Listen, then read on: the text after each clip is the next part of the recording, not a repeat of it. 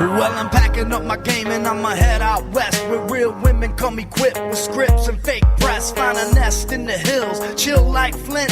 Buy an old drop top, find a spot to pimp. Then I'm a kid. Welcome to D1 Sports Talk Podcast. This is your boy Tight. We got the main man, Coach, and Joey with us. Coach, what's happening? Another week, my brother. Everything good with you?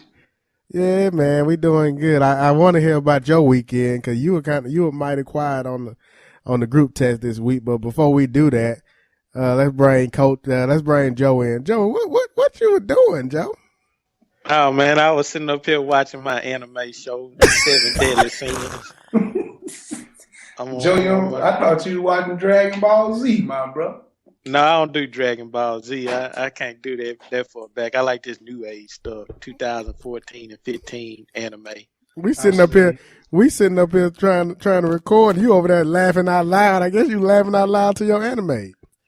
No, I was laughing. I think our mutual friend sent some said something to Coach, and I was laughing at that about what Coach did last week. What Coach do last week? Coach was talking about he was at that meet running late. Coach. Okay, I see. I got you now. Coach, how was your weekend? Coach, you been mighty quiet this week. What you was doing this weekend? Chilling, man. Just chilling with the fam. See, I ain't gonna be here next weekend. Well, next Friday and Saturday I'll be gone. So I just been hanging back, man. Hanging back with the fam. Went out to eat today and just chilling, man. Pretty much. Where you go eat no at? Outside activities, so the kids kind of in the house because they already coughing a little bit, and then the weather got down to under 30 the weekend, so we just all in the house, bundled up, chilling, brother. Coach, where you go eat at? Did you go eat at the place that they got them rolls to die for? Checkers. Nah, we went to Outback tonight. We went to Outback. Go when the last time you had a big Buford? It's been a minute, man. I wanted to get one this year, but I never did end up getting one. Joe, what's the background story? Let America know the background story about the big Buford. Before every game on Saturday, Auburn University game, Coach would go get a big Buford for good luck. We went to the title game that year. Well, maybe you need to start the big Bufords back up. Joey, you might have quiet this weekend too. Where you been all weekend? I had my boys this weekend. We was just doing a little work in there. Went to my parents' helped Daddy take down some more Christmas stuff. Went to storage. Kids had choir practice this weekend. They sung in the choir today at church, and then we went to go see University of North Alabama, aka UNA. They played against Valdosta State in basketball. Joe, why is it aka UNA?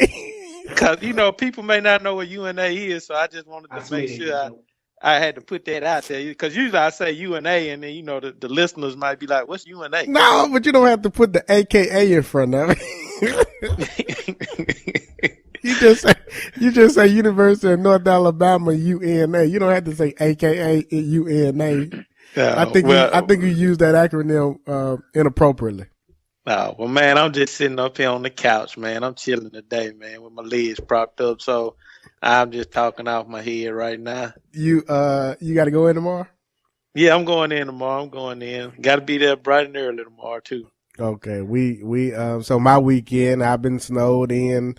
For those that have been keeping up with all the 24/7 weather news, they had the blizzard up here in the DC metro area. So, man, it was pretty bad out there. We got snowed in. Been snowed in since Friday. And can't go in tomorrow. We won't be going in tomorrow. We'll be working remotely and probably be working remotely for the rest of the week. So, I won't be going in for a few days. How many inches y'all accumulate? I think in our area they say 17.8 inches, but in the surrounding areas it was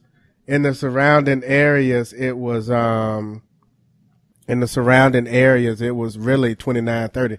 They actually say that Dallas, that Reagan National Airport that Reagan National Airport actually didn't measure the snow properly, so they think it's really more than that. But since that's the measurement they got to go with, then that's what they got to go with. But everybody else was around 20 plus inches. Oh, okay. So you ain't been out the house all weekend, then, have you? No, I haven't been out the house. No. Well, I went out today. We walked around, and that's gonna be part of my disappointment. No. That's gonna be one of my disappointments. We walked around, and I like to share with the audience when we get into the disappointments. One of the things that I saw that's just ridiculous. People need to learn how to follow instruction, Coach and Joey. No. You make a snowman? I did not. No anger. I did not. I don't play with that snow. Snowball. I did not. Come on, Ty. You got to do something, man. I took my shovel and I shoveled snow off my balcony and from in front of my car. That's all I did. Man, you from Alabama. You know how we get down when it snow. We got to make snow angels and snow. I've been up here for more than 5 years. I've been up here for more than 5 years. I am not new to this. You supposed to be out there acting brand new. I did. That's what I'm saying, Coach. We from Alabama. I did not. I did not. But with that being said, that was kind of my weekend. Anything else that anybody want to share before we get into disappointments? Good. Just to finish it off, UNA did win the game, so I know I was talking about that. UNA did win the game. Who? AKA UNA? Yeah, North Alabama. AKA. I'm gonna have to Google the use of AKA because I believe you improperly use that acronym. Well, I was just trying to let folks know, man. Let the listeners know. Oh, okay. That's good looking out right there. Coach, y'all didn't have a track meet this week, Coach? Nah, we all did. We got a 2-day meet this coming up weekend. We'll be going. It'll be a overnight trip Friday and come back Saturday night. So where y'all going? Where y'all traveling to? All the indoor meets are in Birmingham. Birmingham has the only indoor facility in the state. And you say what day will y'all leave? We'll leave probably about midday on Friday, stay overnight, and return Saturday night. Okay, so it's a 2-day meet? A 2-day meet. Okay, I'm just asking because, Joe, you have to ask these questions with Coach because if you don't ask him, he won't tell you, and then you would have to record on Monday. He said he run the meet. When I meet your friend said to meet, I'm running late. I'm running late. Coach ain't gonna tell nobody he had to meet. He just gonna say, I'm running late. They're like that. Well, it wouldn't have mattered if everything would have stayed on time or got home on time and everything would have been all right. Hey, Coach, jump in right quick. They don't have that indoor facility up here in my area no more. Priceville. I live in Decatur, but in the Priceville area. Yeah, they ended up after so many years of, I know you ran in it, I ran in it, so many years of having meets, and now they all of a sudden deemed it to be not unsafe. So they shut it down. That's when indoor went away for a while.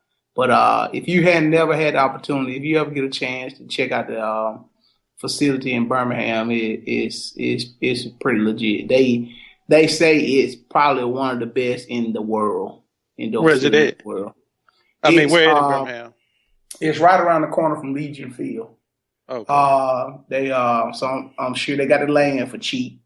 But it's half of it is track and half of it is swimming. They also do swimming in there. But the facility is top of the line. Actually, I think they're hosting the NCAA National Championship there this year. And if it's not, it may be this weekend. They're having a SEC versus the world meet where it's like the top programs in SEC take on the top programs in the nation, like Arizona State coming, Ohio State coming, USC coming, Texas coming. It's going to be a pretty big meet also. So that facility has hosted numerous conference championships since they've been open. They're really getting a lot of business, actually too much to where they have no off weekends, and it's hard to restructure things when meets get pretty tight. But it's a top of the line facility, so if you ever get a chance, check it out. It'd be straight. Okay. Let's talk about something before we even get into the disappointments. Or we can say this for later in the show, but you guys tell me. They released the new the reclassifications in the state of Alabama. I saw a lot of conversation, and I saw you guys kind of talking about that earlier this week. Did y'all want to touch on that at all? I was just gonna maybe use it as a disappointment that they. Okay, I want to take away from your shine, man. So you gotta. Was there anything outside of your disappointment? You or the coach, you want to talk about it all? You want to just wait for Joey to bring it up? I didn't have it on my disappointment list, but just to inform the listeners, every 2 or 3 years, the state of Alabama reclassifies. Basically, what that means is they restructure their schools in a way to where they're in classifications. Alabama just adopted a 7A classification last year, so you got 1A all the way through 7A. Every few years, they go back, look at the numbers again, just to make sure they're being fair about what teams are in what classification. When they created the 7A classification, they only entered 32 teams, and they just reclassified, and not a lot changed. There were a few schools that were on the bubble. What they do is they go and look at your average per day of enrollment per day. Of students who come to your school, and that's how they kind of get their rough estimate of how many kids go to your school, and then they use those numbers to put you in classifications based on that. I don't really think a whole lot has been solved by adding a 7A. More kids are getting the opportunity to attend state playoffs and sports and things like that. I think that's what the talking heads will tell you was the driving force behind this. But at the end of the day, it's still a dollar issue. That's another day, another playoff game you got. That's another whole championship game you've added now with a 7 classification. So all those things played a part. When they reclassified, not a whole lot changed. A few teams here and there moved around. Probably the biggest change was probably Madison Academy, which is a powerhouse in the, Joel, correct me if I'm wrong, in the 3A division. Yeah, they're a private school, and they were in the 3A division. That is correct. They are moving up to where they won like the last 3 state championships. They are moving up to the 4A division this year. So it'll be interesting to see how that works out. Other than that, not much change. Well, Coach, let's take a step back. In other news, there was another big jump. Man, get out of here with that. Ben Cato Rain High School made the leap to 6A, Coach. So let's not. If we gonna start having shout outs and talk about big jumps, then we need to make certain that we include those guys. Well, that's fine. I'm sorry. My bad for BC Rain and any other school that jumped ship up or down into another classification. Yeah. A few of the 7A schools, I know some of the 7A schools were hoping that a few more teams would join the 7A division. I know the coaches in our region were, because our region does not have the same amount of teams that some of the other regions have in 7A. So we were really hoping that at least 2 more teams would join the 7A, and maybe we'll get another team in our area in the region, but that didn't happen. So that was a downer for us, not in a negative way. We were just hoping that we would get another team in, but it didn't happen. No big deal. But that's about it as far as my issue with any of that. So we'll see how it rolls. We'll stay with this for another 2 years, and we'll see what happens in another 2 years. Yeah. I think, Cole, with the 7A division, did it get tougher? It didn't change at all. No team came in, no team left. Well, okay. I'm not gonna say that. Yeah, don't say that. Well, go ahead, Joe. It was a team that did get this out here in Huntsville area. Hazel Green Trojans. They were in 7A, and they just got bounced out to 6A. and I want to say another school did jump up to 7A somewhere around this area. I can't tell which one it was, but I it think was. I think they were a pretty terrible team too. Team that hadn't never made it to the playoffs in like the last 10 years or something like that. I think you're right. You are absolutely right. All right, well let's get it right into the disappointments and shout out. Joe, you kick us off since you had a disappointment in regards to the classification. So you kick us off this week. Well, my number one disappointment about the reclassification, I wish they would have made 7A a little bit bigger. I do want to know where they cut it off at, Coach. I know you said per day. I was wanting to know, like, is that just male students, 9th through 12th grade, or is that male and female? I just wish they would have made the 7A a little bit bigger, because I dislike how the 7A gets, I guess, 2 weeks to prepare. I like to see them stay with the same schedule as the 6A, but 1A through 6A. Help me understand this, Joe. If they get 2 weeks to prepare another league, it doesn't affect both 7A. All 7A teams get 2 weeks to prepare. I'm not saying, no. I'm just saying I wish it'd stick on the same schedule. Like, but why? I just because that's how it's always been. You sounded like a conservative, Joe. You got to be open. You got to be more liberal. You can't be stuck in your ways and say just because that's the way it was, that's the way it has to be. Well, first of all, I do dislike 7A. I wish they'd have kept it 1 through 6A, maybe dispersed it a little bit better, like move some 6A teams down to 5A. But since they have the 7A team, as Coach said, I think they only got 30-some teams. If you look at the list, I emailed y'all a list. It seemed like they could make the cutoff for 7A a little bit lower in the bracket or whatever that number system was that they were using. So that was my first disappointment. Second disappointment goes to Carson Palmer. I believe he threw 4 INTs, aka interceptions, had 2 lost fumbles. So big disappointment to Carson Palmer. And I think my next disappointment goes out to Maryland Terps in basketball. I was kidding with my dad and my kids. I picked Maryland to upset Michigan State yesterday, and they disappointed. Well, that wouldn't be an upset. That wouldn't have been an upset because Maryland was actually ranked higher than Michigan State. Well, I'm just saying, man. I betted my dad and my kids, so that was an upset to me. Joe, you can't make the rules on upset, Joe. Hey, as Coach say, you asked for my disappointments. I gave you my disappointment. You did. Amen. Amen, Joe. No, you can call it a disappointment, but you can't call it an upset. I'm your disappointment. Amen. If that's my disappointment, then it was an upset type, so it's an upset. Gotcha. Amen. Gotcha. Coach, anything else, Joe? That is it. Coach, what you got? My disappointment this week, I only have one, and it's not sports related. Throughout history, there's been a bunch of great duos in life. A bunch of what? Duos. You got you got Stockton and Malone. I hear you. Batman and Robin. Yep. Siskel and Ebert. Yep. And on Moonshiners, you got Josh and Bill.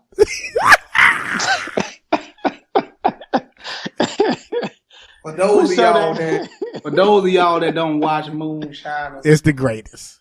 There's a duo by the name of Josh and Bill. These are 2 good old boys that are very crafty with their hands, and they all about making that moonshine. Well, America, it finally went down this week. What happened? Josh and Bill had the fallout of all fallouts. America, they threw hands. They did what, Coach? They threw hands. No. If you don't know what that means, ladies and gentlemen, they fought. Josh and Bill are sort of like grease and water. They're both very intelligent guys that they see the same thing, but they always have a different way of getting there. And a lot of time, one of them will say something to the other that'll rub them wrong, but eventually they always work it out and get that shine made.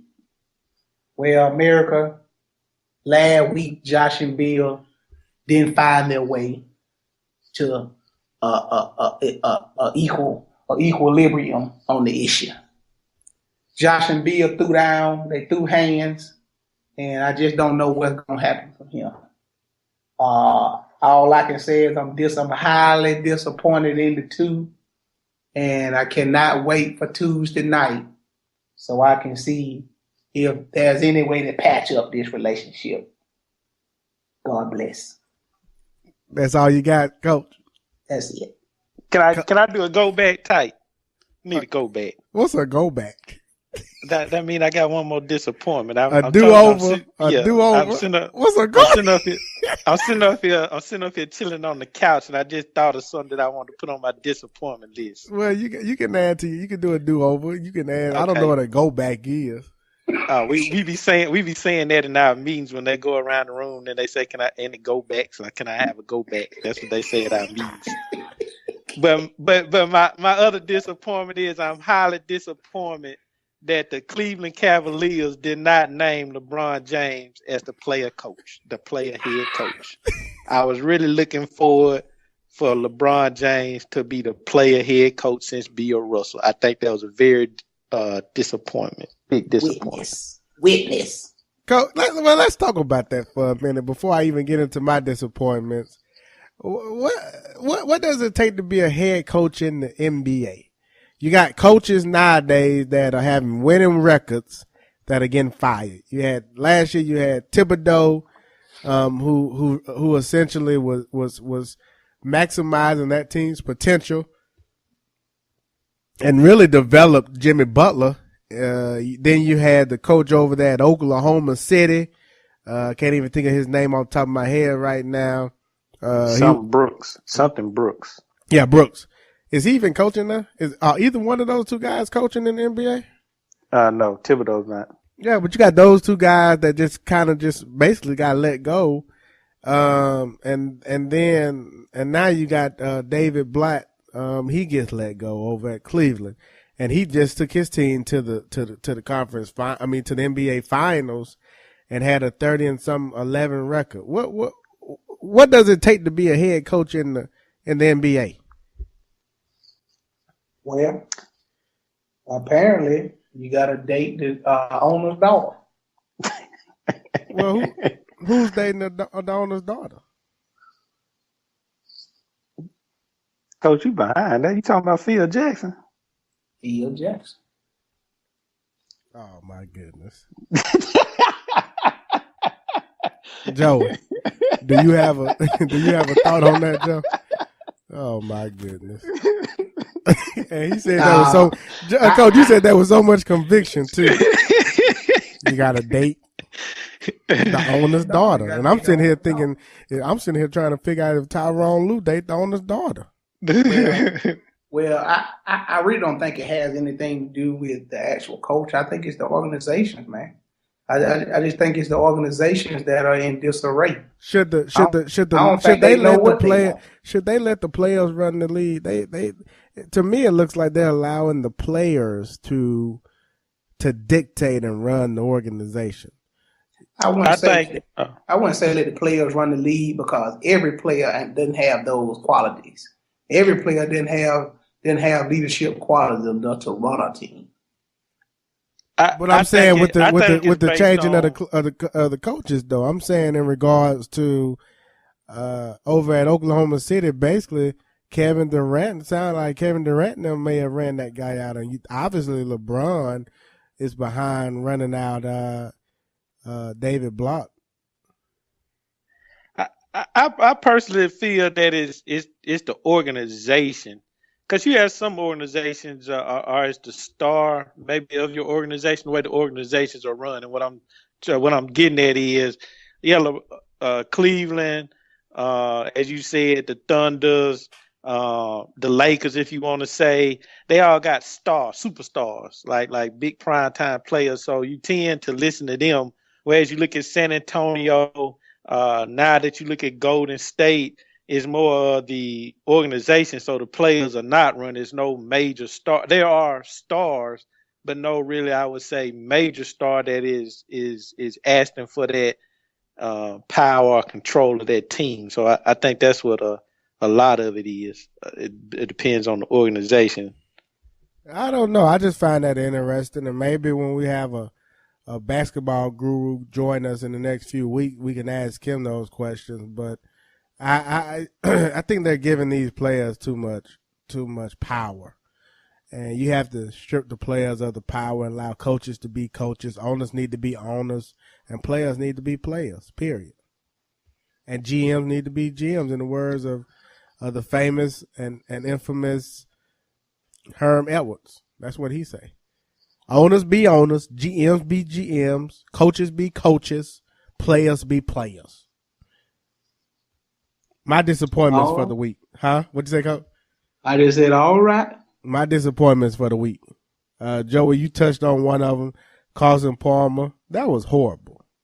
He's so worried about over there eating sunflower seeds on the sideline rather and looking at the flavor of his sunflower seeds versus even being engaged in the game or the game plan. That was just a horrible performance on his part.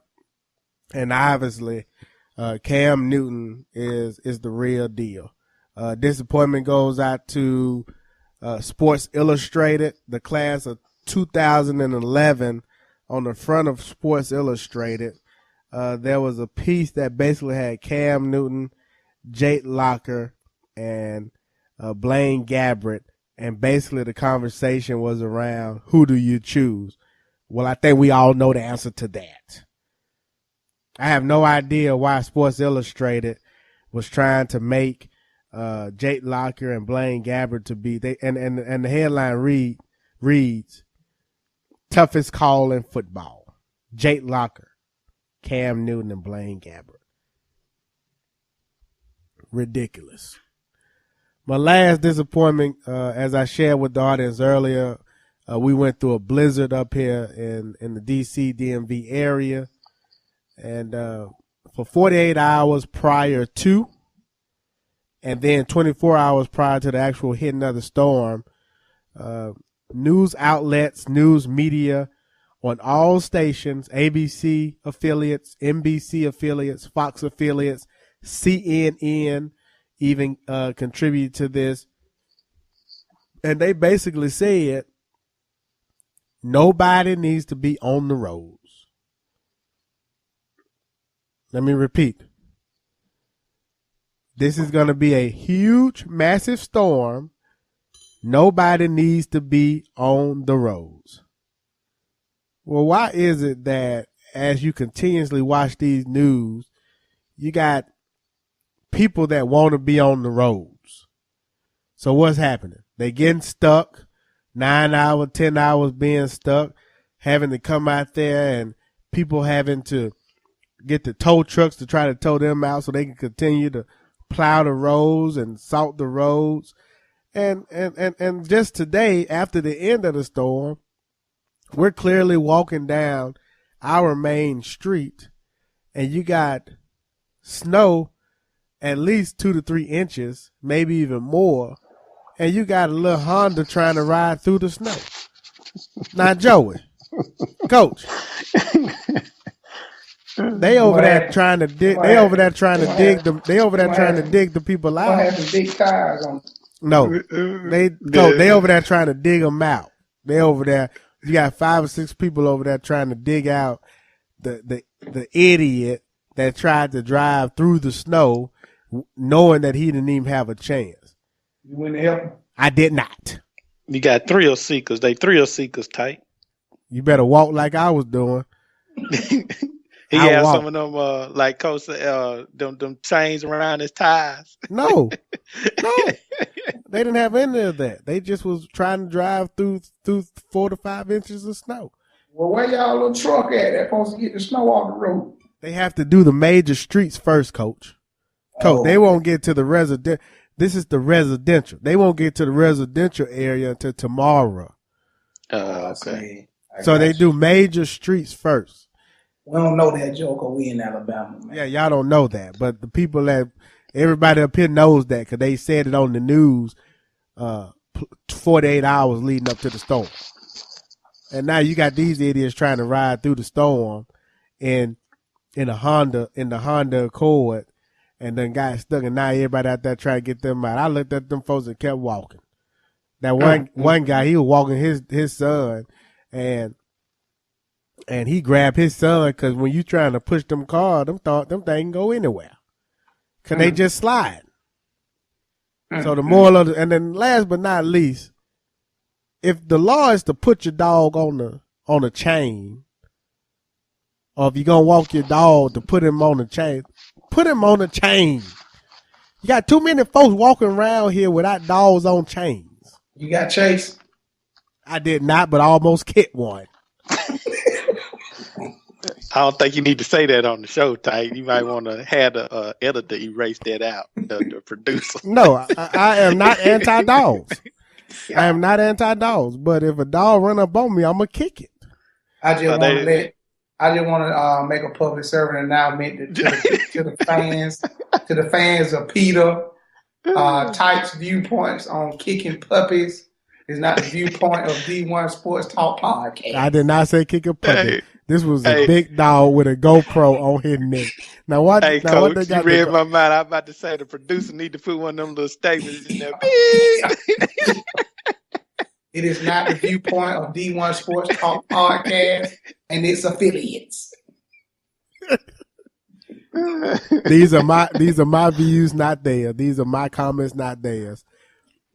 Put a leash on the dog. The dog was running around there in the snow in about 10 inches of snow with a GoPro on.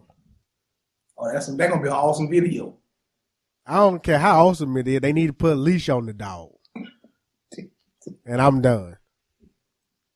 Ooh, Joey, what about your shout out, my boy? Shout outs. My shout outs go to Mr. Cam Newton, leading the Panthers in a big victory to his first Super Bowl. So shout out to Cam Newton. Shout out to UNA on the victory yesterday. My money was not wasted. My kids had a good time. Who is UNA? University of North Alabama, aka UNA. Next shout out go to I guess I did watch some basketball. The Chicago Bulls, they were victorious over Tyronn Lue in his first head coaching job. Is he ready? Is Tyronn Lue ready? Tight, let me finish my shout outs, man. And I apologize. Go back. Thank you. And I guess that's it. Tight and interrupted me. Lost my train of thought.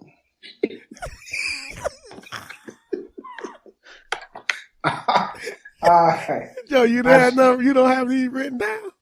No, man. I told you I was sitting here chilling on the couch. I'm propped up on the couch. That's why I had that go back. I didn't know. I thought you wrote these down, Joe. No, I'm going off the top of my head tonight. Oh, man. I'm sorry. Y'all caught me on the couch. Didn't know a coach was going to be late because of a meeting. We got to get our producer to start getting Joe ready and give him a script. I'm sorry, Joe. I thought you had wrote that stuff down. I didn't mean to interrupt you, Joe. I apologize. If you think of something else, let us know. We can go back. Thank you.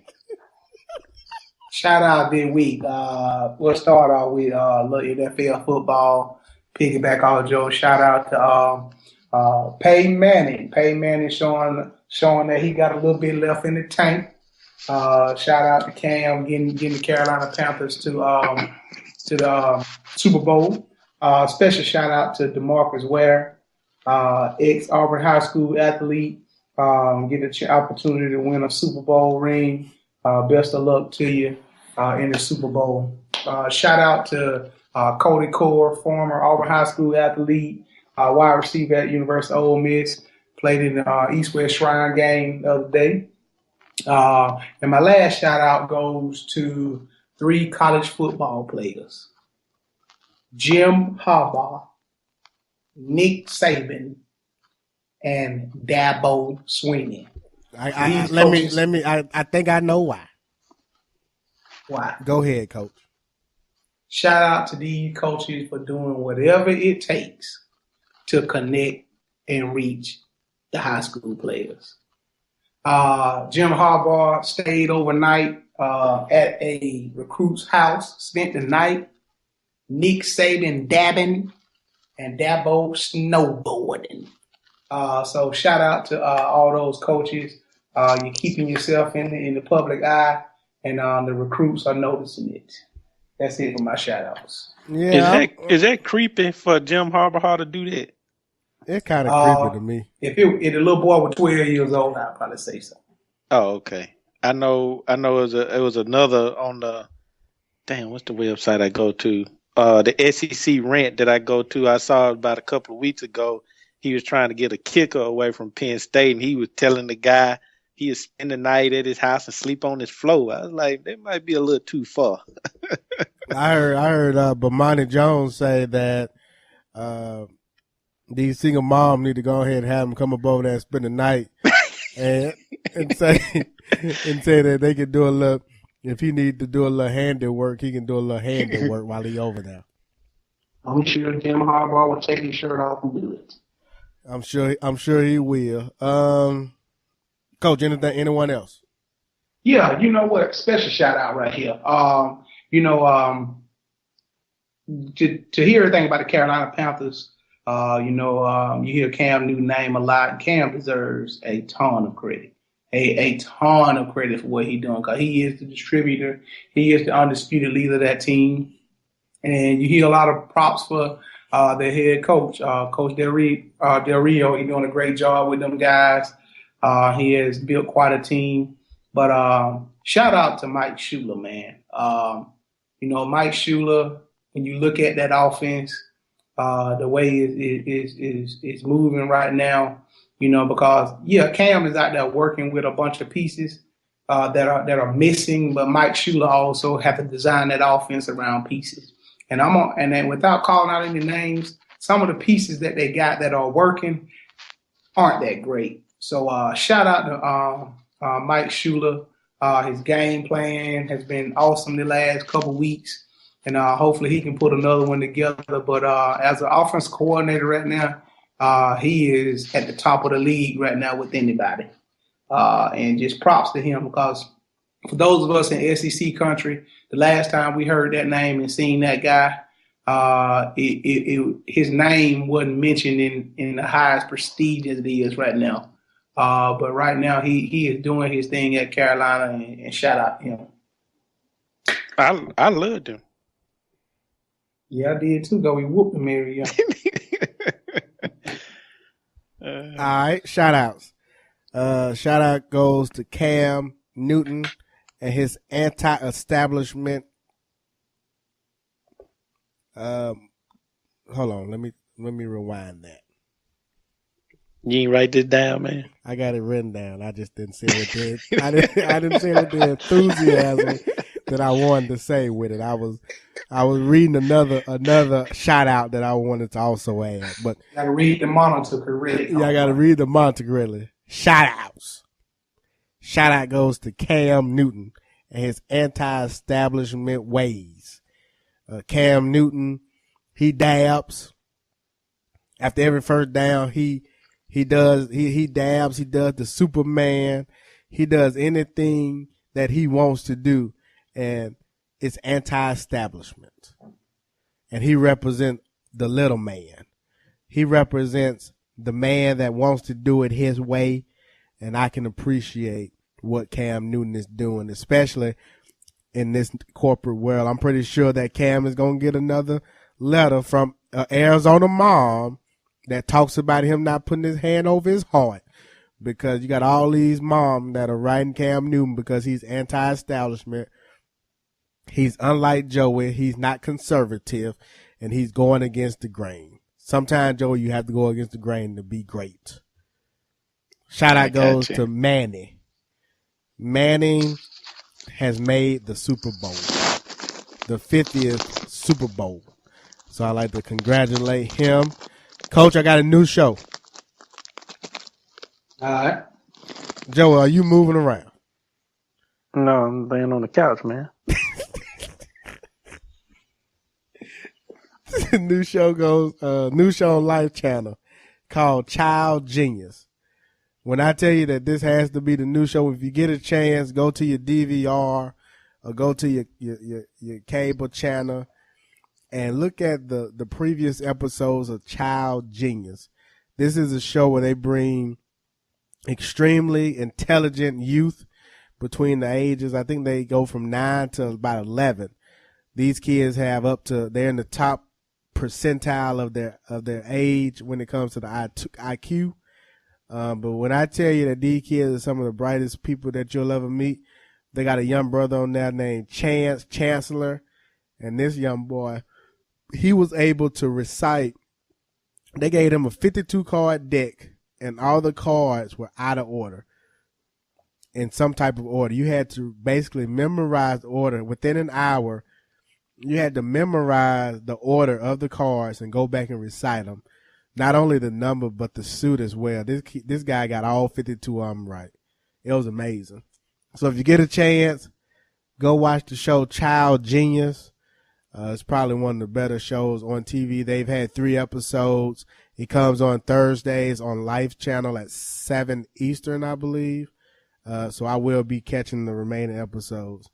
My last shout out, and the reason why I was actually interrupted when I did my initial shout out, because I was trying to find this last shout out. And it goes like this. I am the best reader in my class. I have to push myself. If I want to go to an Ivy League school, I can't mispronounce philosophy. Coach, I like to shout out Kennedy Oliver. Amen. For the 5 certificates that she received and for being an outstanding, not only reader, but pushing herself for greatness. Kennedy Mamba, special shout out goes out to you. And Coach, can you explain that particular story? And that's what actually interrupted me while I was looking at it. Oh, no doubt. My daughter had had awards day at her school, but she's in kindergarten, so but we try to make a big deal out of everything education wise. My wife's the educator, so during her awards day, she received 5 awards. She received the award for honor roll, which she got all S's on her honor roll. She got an award for excellent reading. She got an award for her outstanding behavior, which is one we all were hoping she would get. She got one for music, and she also got one for being the top accelerated reader in her class. And she's been doing great right here academically. I try to read with her every night. If I forget, we'll try to double up the next night, but we try to stay up on top of our reading. Her test scores have been awesome here lately. Not that they test, but they just check, things when they're in kindergarten, like how they pronounce certain words at a certain age, and but all her scores ever since the beginning of the year are far beyond the benchmark for her grade. So she's way ahead of the game right now, and we try to do everything we can to keep her ahead of the game. A lot of times your kids give you fits at home. We have to get on to her all the time about stuff and cleaning up her room and all that kind of stuff. But, it's pretty obvious that when she go to school, she got her head on straight and she doing what she's supposed to do. Well, and I try to make it my business to let her know how proud I am of her and to keep pushing her in that direction. Well, give us that 4 a.m. That's the story I was also referring to, the 4 a.m. story. Oh, the 4 a.m. story? Well, I was really just piggybacking off of someone we all know on social media who likes to bring up things that their kid does early at 5 a.m. in the morning. So I just want to top that. So I said my child got up at 4 a.m. reading, trying to get ready for her next test. I was just piggybacking off of that. I think a lot of times we we like to crown our kids. We already had a show about crowning, or or the things that we harp on our kids about. But at the end of the day, we know certain things are gonna get them to the next level. When all the athletic ability and everything get wear off, and it's that education. They always gotta be educated, and that's the way they're gonna win. So that's what we focusing on right now. So the 4 a.m. story was not a true story? The 4 a.m. was not a true story. If I get up and see my daughter up at 4 a.m., it's gonna be a serious problem. Joey, do your twins get up and do those type of things, Joe? Yeah, man, I soak my kids' hamstrings in milk. Boy. Better watch out. Joe, I almost spit this tea.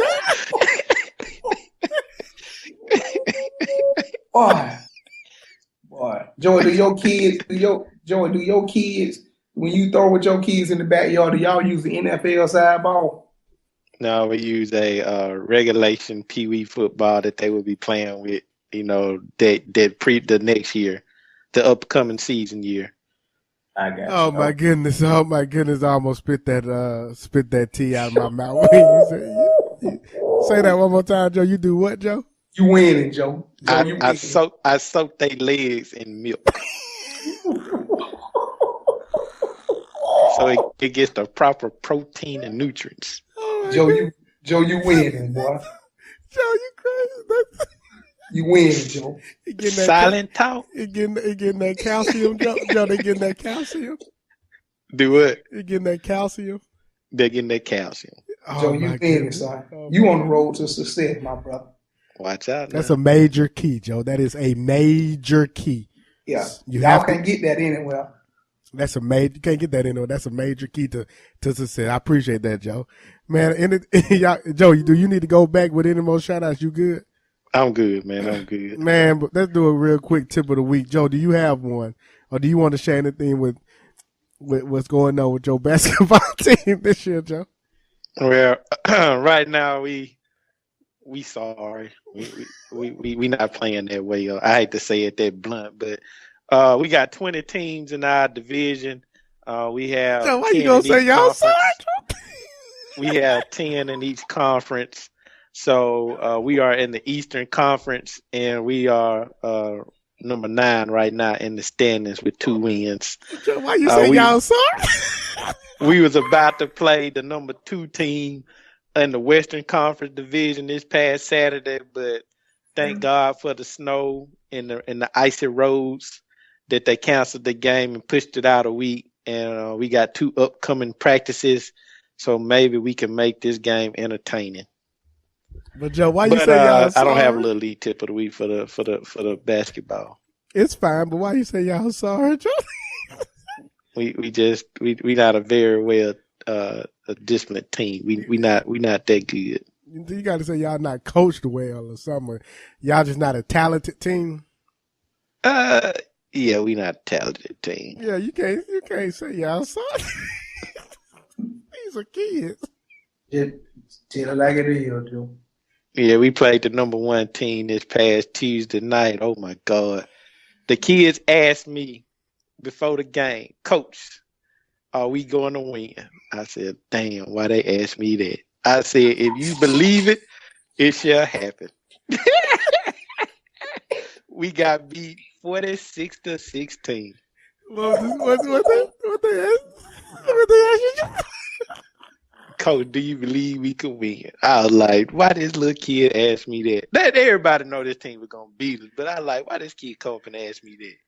That kid looking for some leadership right now, Joe. Yeah, he wanted some leadership. Hey, Coach, that's why I can't be a coach sometimes. I be wanting to be blunt. Like, hell no, we ain't finna win this game. But I thought in my head, you can't tell a kid that. So I tried to be somewhat positive, as in say, if you believe we will win, we might win. I just didn't want to tell him, I had to give some kind of positive thing. So I guess the little league tip of the week is to be truthful, and is to be truthful. No, I don't think you want to be truthful. You don't want to tell the kid that we gonna get blown out. I ain't want to tell them that. So what's the tip of the week then? You want to just you have to show leadership. It might be a time that you had to tell a little bitty lie to a kid. So That's me, homeboy. Sometimes you gotta protect them, Joe. yeah, that's it, Coach. Thank you, Coach. You got to protect. Sometimes Little lead tip of the week. Sometimes you got to protect these kids. Sometimes you gotta protect. There you go. That little lead tip of the week. Protect these kids. Woo. Oh man, let's get into a little Auburn gossip real fast. Coach, So, any news on the recruiting end? yeah, man. Things starting to get ready to wind down now.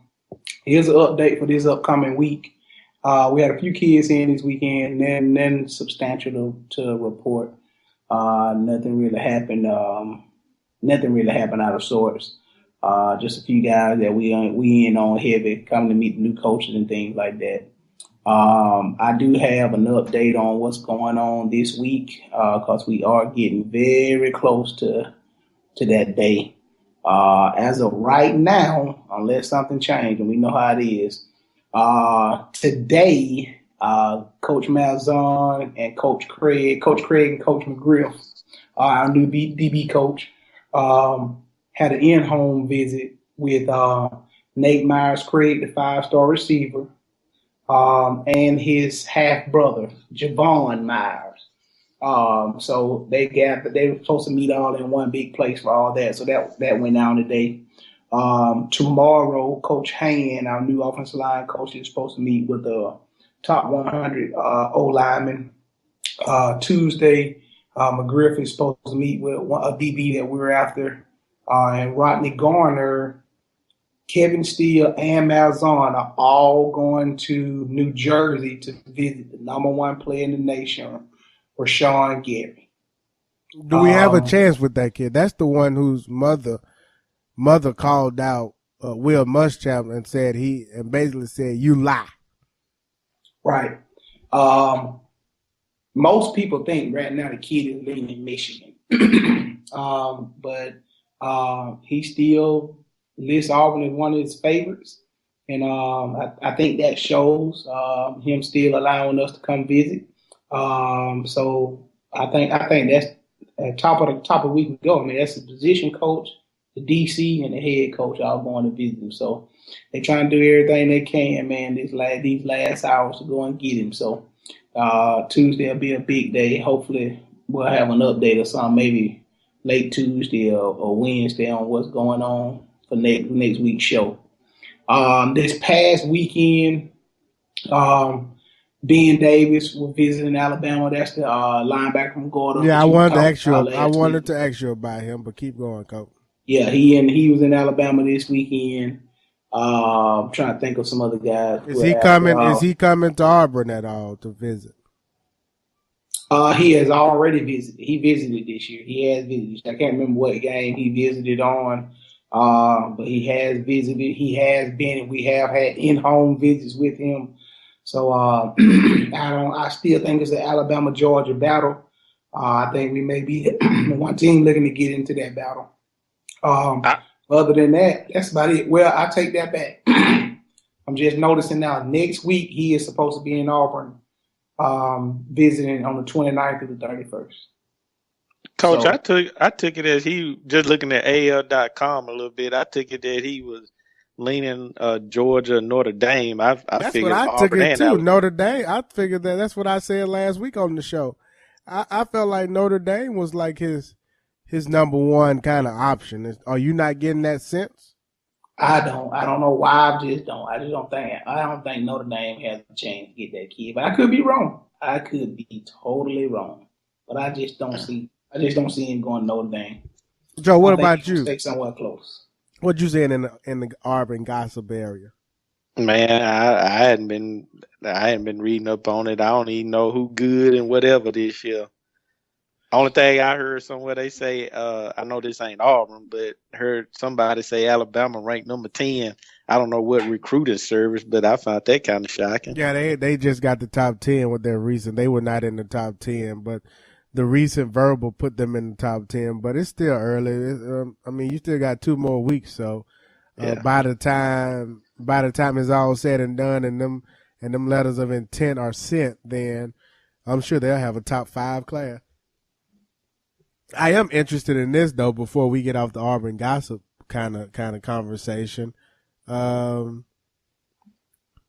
are you guys' thoughts of Joe? Can you talk about what you heard about Franklin, the kid that's supposed to be coming in to play? I said this last week on the show, but it sounds like Coach isn't really buying into the rumors.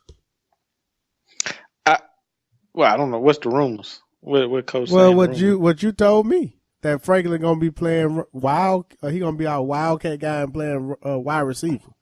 Oh yeah, so just now that's just me getting stuff off message boards. That's where I kind of get a little information. So you take that with a salt. Well, I don't know what's the Joe, saying what the old folks say. You can't be revealing your source.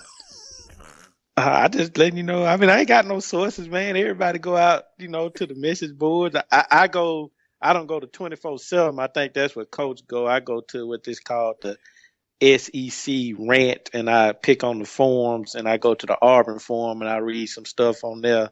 But yeah, most of the folks that I was seeing on there and stuff is saying that, Franklin is probably going to be pushed out to wide receiver, be used as a wide receiver, or he might be our wildcat to where we use Kerryon Johnson, but he'll give us a throwing threat out of the wildcat, like we did that a long time ago with Coach's favorite player, Kyle Frazier.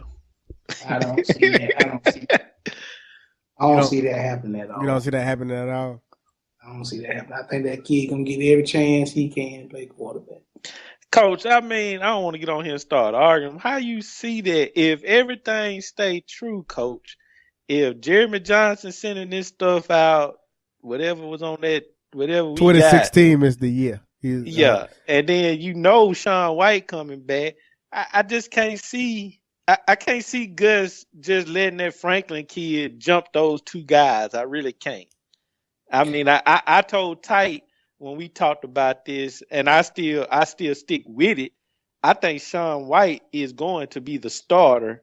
But with Jeremy coming back, I do believe there is something that Gus likes, or maybe Gus promised him something that Jeremy could be the starter. But in my belief, I think it's Sean White, and Jeremy will be number 2 if he does not leave. I don't think it's a situation where Gus gonna just come in and let that kid start. But what you got to understand is that kid gonna run a totally different offense than the two guys we got now running. You ain't gonna see nothing in the spring game. You ain't gonna hear about much. You may hear some rumors on the message board, but you ain't gonna never see what that kid can do until he get into a game. Because it's gonna be just like I think back to when Cam first got here. I wasn't wild by Cam in the 8A game. I wasn't wild by Nick Marsh in the 8A game because those type things they ain't gonna never let that person do at an 8A game. That kid gonna run a totally different offense than them other two guys.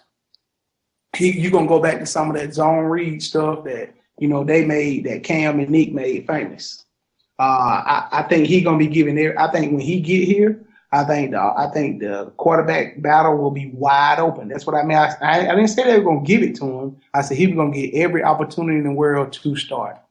I think they're gonna give him time. Because when Nick Marshall first got here, he was given time to develop. I would go over there every now and then and watch a practice, and Nick would stay after. Nick first 2 days, he did a whole lot of watching. All them other guys had plenty of opportunity. They was out there running all the offense. Nick was over there watching. And at the end of practice, Gus was on them. So one thing Gus likes to do is at the end of practice is just young guys, brand new guys to the team and freshmen. All the upperclassmen guys played last year, they leave. And they have a whole nother 2 or 3 periods with just the young guys. The first time through practice, they get in a little bit, watch it. Then at the end of practice, they get their own time with coaches. And that's when Nick started picking up stuff. And then he started joining in with everybody else, and then he took over. I think this kid gonna be getting every opportunity. These two guys, Sean and Jeremy, they aren't what Gus really wants in this offense. but he got him, so he got to deal with it. This kid has what he wants, so he gonna be But getting. I don't know how you can say that when that's who he went to go get. I agree with that. I explained all this last week. I explained all this on last show.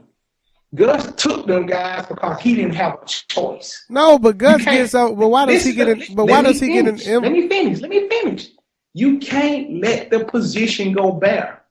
With the year Jeremy came out, either you take Jeremy or you didn't take a quarterback. You can't let the position go bare, so you still take somebody. You got to be willing to take somebody, and if he's the best of the rest, you take him. No, I understand that, but the point that I'm making, though, Coach, is he continuously says this system is built for anybody. So okay, so let me ask you a question. You are a principal of a school, and your school is horrible at test scores in math. Are you going to announce that to the world? What that got to do with anything? Are you going to answer my question? Answer my question. Are you going to announce that to the world? I'm gonna do like the Batman did over and lean on me, and I'm gonna lock him in there and get a bat. No, that's not answering my question. Are you going to announce that to the world? Yeah, and then I'm gonna fix it. All right, never mind. Move on. No, help me understand what you're trying to say because listen. Because this is the point I make right here. If you're not great at something, why would you cut your hand off? Because you missed the point. What I mean by that is, let's say there's a 10-year-old kid. Let's say one of Joey's sons. Let's say one of Joey's kids loves Auburn University, and he want to play quarterback for Auburn University one day. And let's say one of Joey's kids wind up being a 5-star drop back passer. To get on to say in public that my system would not work with a drop back passer, I'm cutting off my hand of ever getting a top-notch drop-back passer. I ain't gonna never say it ain't gonna work because what if one day the best in the nation, what if the next Tom Brady want to come to my school? I don't keep that opportunity from ever happening. You ain't gonna never admit somebody don't turn you down for a job. You ain't gonna never admit a coach don't want to come here because he's scared. You ain't gonna never admit your system ain't gonna work in a certain way. But you're missing the point. Nobody in their right mind gonna never do something like that. Because you're missing the point that I want to make is, Coach, I understand you want to recruit for that position. If your system is to fit a certain type of quarterback, then you go get a quarterback that can play that position, and you just go down the line. You get your top 10 quarterbacks that can that can run a zone read, and then you start at number one.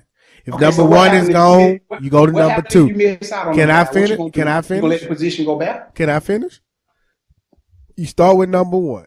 If number one ain't there, you go to number two. If number two ain't there, you go to number three. If number three ain't there, you go to number four. You go down that list, Coach, until you either have the option to get a Jeremy, if he's not your guy, or until you have the option to get, you could have went and got a quarterback from Georgia Tech or Air Force or Navy that could run our system just as that can run the type of system that Gus wants to run. And you telling me that those guys who want to come to Auburn over Georgia Tech, Navy, or Air Force? Like, be for real, man. It's a reason why them quarterback playing that Air Force and the Army. Did you not see what the Navy quarterback did? Hey, look, if that kid could have played somewhere else, why he ain't somewhere else? Auburn ain't the only school in the world. That kid is there because didn't nobody else want him. No, that kid is there because and Auburn should have wanted him because the guy we got ain't better than him. Auburn Joey, what say you?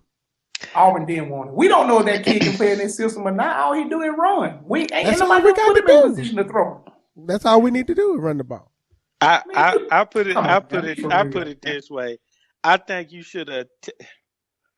We talking about dual threat pocket passes. I think Gus, if you can't hit on the top 10, still get a dual threat. Don't just take. That's the point pocket. I'm making. You just can't take a pocket.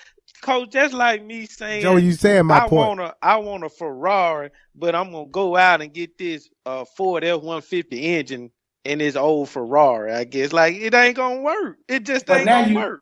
But now you're missing out on the core concept of recruiting. What? But I'm not gonna use it. So you just say Why? Because you just told Coach. You always said go I ahead, Joe. might miss out on Tom Brady. Well, how the hell I know I got Tom Brady if his ass sorry? Like Sean White could be Tom Brady, but shit, he don't look good in our system. But how we know he Tom Brady? Like how would you know? Cause it ain't what Gus. It's what Gus does. It's whatever the offense at Auburn University is not developing a Tom Brady. And Joe, it's just not. And Coach, let me add to that, Coach, real fast. Coach, if you don't, we can go get the top quarterback that's not a dual threat, like Joe was saying, and we can go get a pocket passer, and we can go get him and put him in this system. He ain't gonna work, and it's just like not having. Don't you always say, if you got what's your quote that you say, Coach? If you got two on your roster that can't play, then it's like not having in there or something similar to that quote. So basically, we can have the top Tom Brady on our team right now, but he just don't fit this system.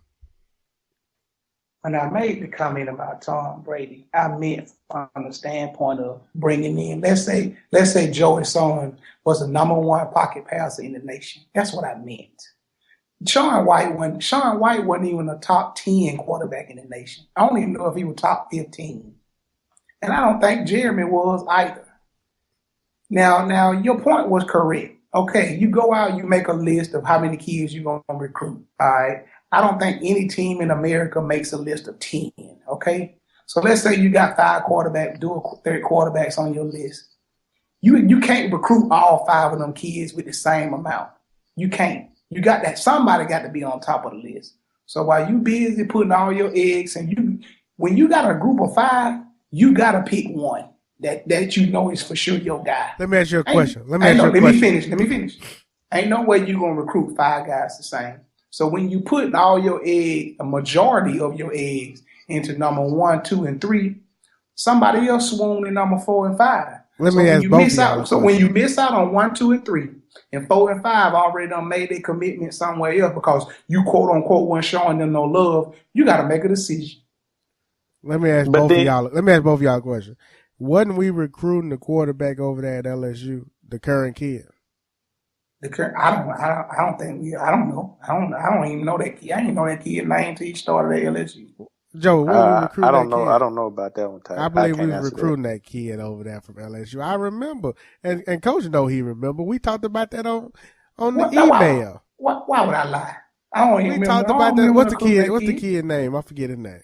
Some Harris, right? No, the quarterback at LSU, the current, is his name Harris? Yeah, his last name Harris, ain't it? Yeah, that's the kid. We was recruiting that kid because he had come to Auburn and visited us, and I believe he even may have been an early commit, but then backed out and decided to go to LSU. But anyway, we recruited that kid, and I want to get both of y'all answers. Based on what you've seen so far, would that kid have even been a good fit in our system? He ain't much of a runner. So I don't know. I know he don't look great in their system. That's my point. Why are we recruiting that kid and he doesn't even fit our system? Okay, well, how many quarterbacks don't switch to another school and been awesome? How many quarterbacks don't switch to another school and look great? You never know until the kid get there. He don't fit our system, though. I say this. I see both of y'all points, and this is what I was trying to say some months back, I guess, when I was talking with Coach. You right, you can't put all your eggs in one basket. You got to get the pulse of which recruit you might can get. But I do think, Coach, I use this as an example, and I know he's probably not a good player to use. But what's old boy from Central Phoenix City? Like, I'm pretty sure you got somebody in your back pocket that is a dual threat that would love to come to Auburn as soon as you offered him, and he'll jump to it. I don't know the kid. He did Wallace kid. Like, I'm not saying you go out and get him, but you have him in your back pocket. He probably like the number 50th dual threat quarterback out there, but he would love to come to Auburn. So okay, but when he played, what did he do? He worked. He worked with the 2 guys we got now. But Coach, we threw him in early. I'm saying you get him now, hoping which I guess now we can't hope because we see how Jeremy was in good, but you hope that he can learn and be developed. And so therefore, when you do throw him in year 2, you be like, okay, where this kid come from? See, you making my point. That's what they did. Why you think Wallace here? No. Hold on, let me finish. Wallace was the last recruit Auburn took that year. That kid was going somewhere else. Auburn offering him on the final hour. He was the last kid because he was a dual threat kid and he was a great kid. He a great kid. But see, at the end of the day, again, if you can't find nobody else, you're gonna take a Wallace. You're gonna take a chance on a Wallace, or you're gonna take a top 20 pocket guy, 6'6", with all the attributes like Jeremy. No, I think that Wallace. Exactly. I think that. Well, tight would take Jeremy because Jeremy could do everything except sell popcorn. Yeah, I would have took Jeremy because I would have took. No, I would have took Jeremy because I thought that Gus' system. Basically Gus proved to me this year that the only way his system works if we need Lamar Jackson and Gus in this system in order to win. Now if we don't have Lamar. If we don't have Lamar Jackson playing next year, then we're going to be a 7-5 team again. How did this system work with Chris Todd? We were 7-5. We went 7-5. He set records, Coach. No. Let me finish. Can I finish? We were 7-5. We were 7-5. But the only reason the first 6 games, he said we look better than we did this year. Then. No, you got to look at the first 6. No. It was the same thing as this year. Ain't what our record was this year? 7-6. Nope. The difference with Chris Todd was Gus Malzahn was a first-year coach that had no tape on his system, and if you look at Chris Todd numbers, the first 6 games he put up those stats. If you look at the teams he beat in those first 6 games, they were not impressive teams. If you look at the second half of that season, his numbers went down tremendously because we played, number 1, better talent. Number 2, the defense. These schools had opportunity to learn Gus Malzahn's defense, and offense. And the third thing was we just played against better teams. This Gus Malzahn has run good. If you notice Gus Malzahn's system, Auburn University is the only place as a head coach. Auburn University is not even the head coach. Other than Arkansas, if you take Darren McFadden out the picture, Auburn University is the only place where he has needed a dual threat quarterback to make his system work. The only place. I am convinced because he played at lesser talent. He coached at lesser school. But it doesn't matter. Tony Franklin also broke records. Tight. His talent still matched up with his league, so it still should have worked out. No, the same. That's not the same. Tony Franklin. If I'm sorry and I'm playing against sorry teams, it's still gonna be the same as if I'm good playing against good teams. No, you playing against The point is that this offense could work, but you need 2 things. Totally disagree. You need 2 things if it works. You need a dominant offensive line, and you need a tailback, a dynamic tailback. We didn't have either one of those. We thought Brock was going to be our dynamic tailback, and we thought our offensive line was going to be dominant. None of those things happen because when you take away the quarterback run, the tailback got to do everything, and your offensive line got to be dominant. And we didn't have the quarterback run. We didn't have either of those things, and Lord knows our receivers were horrible this year. America, what do you think? Let's let America tell us what they think, because, Coach, you have a perspective that I definitely disagree with. I kind of feel like Joey kind of agrees with both you and I. I don't know. But I will be interested in hearing what America have to say. But, Joe, anything else you want to add before we get up out here? Nah, that's it for me, man. Nah, that's it. You seem frustrated, Joe. Well, no, I just don't want to keep. It's good debate back and forth on it. I just don't want to keep talking about it. I wouldn't say we pull this to the nation. The nation probably gonna say F Auburn. The nation, America, is our listeners, Joe. But that's what I'm saying. But America gonna be like, I don't give a crap about Auburn. Maybe Auburn Nation, Auburn America. Joe, you had any cocktails tonight, Joe? Yeah, man, I had about three. Not cocktail though. I had them BLs, them Bud Lights. Okay, the ones in the bottles that we bought. Nah, I finished them. I bought me some 50. I tried to buy me some of them 50 anniversary or whatever it is. What the shit? 50 Super Bowl. Okay, 50 Super Bowl. I figured, Joe, you had a few of them. I've been on my 21 days, so I haven't had Kool-Aid. I haven't had any alcohol or Kool-Aid. any fast food in 21 days. The day the last day, Coach. I'm about an hour away from being done with this fast. Amen. Coach, have you been drinking tonight? Dude, I'm in chilling home, but I drank some milk.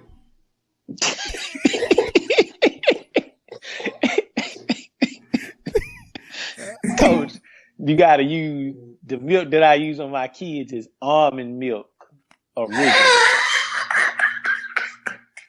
It's almond milk. Gotta use the almond milk, Coach. Joe, next time you can't have no more bills on this before you get on the podcast next time, Joe. Coach, tell the people about Avocare, Coach. Hey, Avocare, we got what you need, man. Y'all hear my boy Tight getting done with it fast. He done cleansed up. Y'all come and get some to Avocare. We make champions. Yeah. I think I'm gonna try to get under that 300 next time I go to the gym. I'm gonna give it one more shot before I cut out the heavy weightlifting and go to the smaller weights. But I just wanted to say that I did the 21 day. Well, I did the cleanse, and then I did a 21 day fast. Feel good. It's a good thing, man. Do it every year. Joe, anything you want to leave the people with? Coach, can I get 2 samples of the Spark? That Spark real, Joe. I just want to I want to sample it before I commit to it, Coach. Just let me sample it. I'll hook you up, but just send me your address, man. I'll hook you up. All right, thank you, Coach. I actually had some of that Spark for Joe when I was down there, and I forgot to give it to him. So, Coach, send him 2 copies. Send him 2 flavors. What flavor you gonna send him, Coach? Send him that. What you got on you, Coach? I think I just got that fruit punch in that sample. Okay, well, send him that fruit punch. That fruit punch good. That pink lemonade go hard. Pink lemonade. Yeah, that's what I like. That pink lemonade go pretty hard. That watermelon pretty good too. All right. Anyway, this has been D1 Sports Talk Podcast. Y'all know how to follow us on IG, D1 Sports Talk Podcast. You can also go back and listen to some of our old stuff. I actually put up that old Jesse Jackson story, Coach. That was probably one of our good flashback memories. Coach told me that he would told Jesse and all his boys to go to the end of the line. But you can go listen to that snippet on YouTube. Just search for Free Lunch TV, or you can go to IG. Hit us up on IG, D1 Sports Talk Podcast, or you can shoot us an email, D1 Sports Talk podcast@gmail.com, and also don't forget the blog, D1 Sports Talk podcast.blogspot.com. That's all I got. Let's get up out of here. This is your boy Tight. We got Joey. What up, Joe? Not much, a.k.a. don't put your hands on me. A.k.a. don't put your hands on me. We got Coach. What you want to leave the people with, Coach? Anything? I'll let you. We out of here. Peace. And I'm headed out west, sucker, because I wanna be a cowboy, baby, with a top left